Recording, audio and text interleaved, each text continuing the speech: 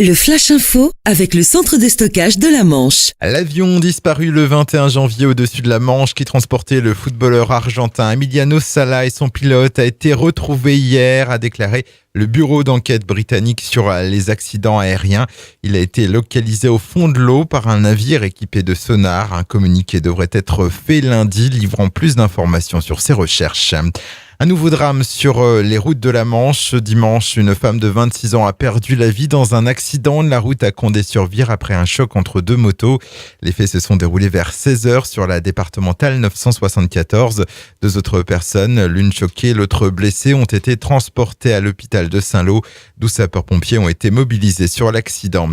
Un homme interpellé à Ketz, près de 40 ans. Vendredi soir, il avait fait irruption dans le restaurant Normandie Victory Museum armé d'un fusil de chasse.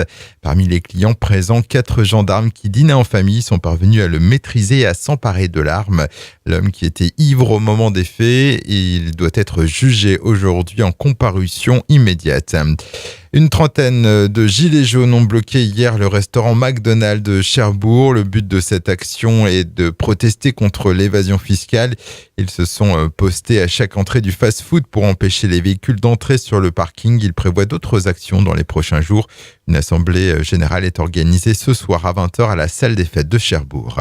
À Flamanville, l'unité de production numéro 1 de nouveau arrêtée ce dimanche après un dysfonctionnement sur l'une des 2 pompes d'alimentation en eau du circuit secondaire. Cette unité de production avait été relancée le 27 janvier dernier après plus de 9 mois d'arrêt dans le cadre de sa visite décennale. D'après les premiers éléments communiqués par EDF, les réparations devraient durer environ une semaine.